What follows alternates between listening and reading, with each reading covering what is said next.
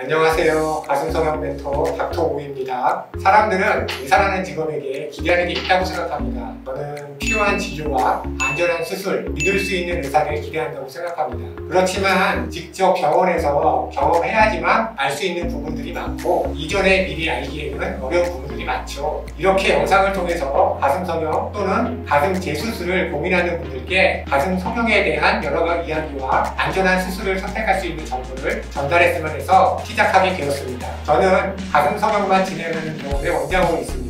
현재는 과거보다 가슴성형을 생각하시는 분들의 나이대가 다양해지고 주변 분들이 가슴성형을 해서 생각하게 된 경우도 어렵지 않게 볼 수 있는 편이라서 가슴성형을 고민하시는 분들이 더 크고 아름다운 가슴, 이상적인 가슴을 생각하면서 가슴성형을 계획하게 됩니다. 그러나 본인 체형에 따른 사이즈의 한계성 또는 모양의 한계성이 고려되지 않는 경우도 종종 만날 수 있었습니다. 안전한 수술을 진행하기 위해서는 본인의 체형에 대한 충분한 이해를 필요로 하고 풍부한 수술 경험의 전문의와 충분한 상담이 진행된 후에 수술을 계획하는 것이 중요합니다.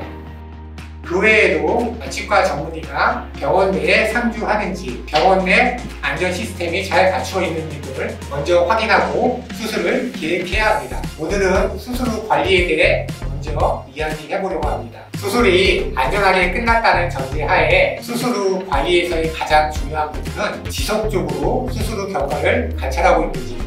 가슴 확대 후 관리는 통증과 붓기, 고용물의 위치 관리가 가장 중요합니다. 통증은 대개 3일에서 일주일 정도 지나면 일상생활이 가능해지지만 사람에 따라 회복의 정도는 다소 차이를 보일 수도 있습니다. 그렇지만 한쪽만 너무 붓거나 통증이 심해지는 경우 또는 심한 통증이 있다면 수술한 병원에 연락하셔서 진찰을 받으셔야 합니다. 확대로 인해서 피부가 당겨지거나 불편감, 약간의 통증은 자연스러운 회복 과정 중에 하나입니다. 가슴 수술 후 붓기는 개인차도 있지만 절개 방법에 따라 다르게 나타나기도 하는데요. 겨드랑이 절개인 경우엔 겨드랑이 쪽 붓기가 윗선 절개보다는 많은 편입니다. 병원에서 사후관리로 하는 것 중 하나인 광선 치료가 붓기에 도움이 될 수 있으며 모주파 관리도 붓기를 빨리 빼는 데 많은 도움이 됩니다. 또한 특수 장비를 이용해서 수술 후 부종 관리를 받으실 수도 있는데 모바일 장비는 전문적으로 후관리를 하는 경우에서만 받을 수 있는 편입니다. 일반적으로 피부가 얇고 살이 없는 마른 체형에서 붓기가 더 오래가고 이는 촉감이 좋아지는데 시간이 더 걸리는 원인이 됩니다. 보통 3개월이 지나면 대부분의 붓기가 빠지게 되고 시간이 지날수록 가슴의 모양이 초기보다 자연스러워지기 시작합니다. 수술 직후 한 달 이내에 발생한 붓기와 통증에 대한 감별하는 것이 매우 중요해서 수술 후 경과 체크에서 꼭 의사의 진찰이 필요합니다. 필요한 경우 유방 초음파 검사를 이용하여 진단을 받으셔야 합니다.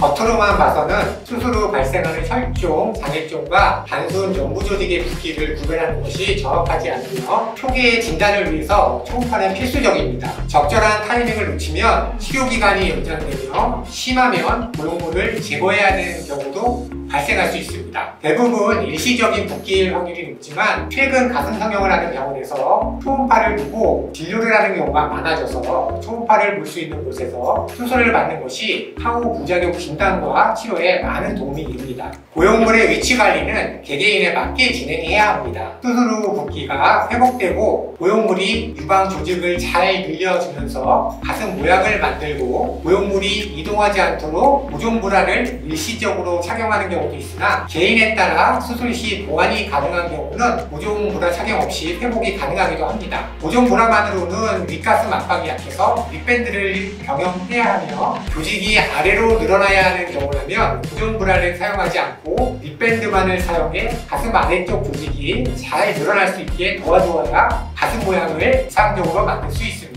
가슴의 안쪽 유선 조직이 단단한 경우나 바깥쪽 피부 조직이 단단한 경우에도 다르게 압박을 가해야만 이상적인 가슴 모양을 만들 수 있으며 개인의 케이스마다 다른 압박법과 보존 브라 사용 의무가 결정되어야만 합니다. 장기간 보존 브라를 착용하게 되면 과도한 압박으로 인해 오히려 회복에 방해가 될 수도 있으므로 경과를 관찰하고 의사의 진찰에 따라 착용 시기를 결정하시기 바랍니다. 자연스러운 모양을 위해 누움물의 무게중심이 중앙보다는 조금 아래쪽에 위치하는 편이며 그렇게 자리 잡는데 평균 최소 6개월 정도 소요됩니다. 이후에도 완벽히 자리 잡기까지는 시간이 좀 더 걸릴 수 있습니다. 있습니다. 또한 개인 경과에 따라 시기는 달라질 수 있으나 너무 빨리 와이어 모양을 착용하는 경우 모양이 틀어질 수 있으며 너무 늦게 차는 경우 가슴이 처져 보일 수도 있습니다. 가슴 수술 후 후반 관리는 이렇게 통증, 붓기, 위치 관리를 스스로 꾸준히 관찰하고 지속적인 의사의 진찰이 중요하며 추후에 사후 관리는 매년 정기적으로 초음파 검진을 진행하는 것입니다. 현재 피막 상태와 부영구축의 여부, 부용물의 이동 또는 파열과 수술 후 유방의 건강을 확인하기 위해 정기적인 유방 초음파 검사를 진행하는 것이 바람직합니다. 수술 초기 붓기와 통증을 스스로도 잘 관찰하시고 담당 의사의 주기적인 관찰과 검진 지침을 잘 따라주시길 당부드립니다.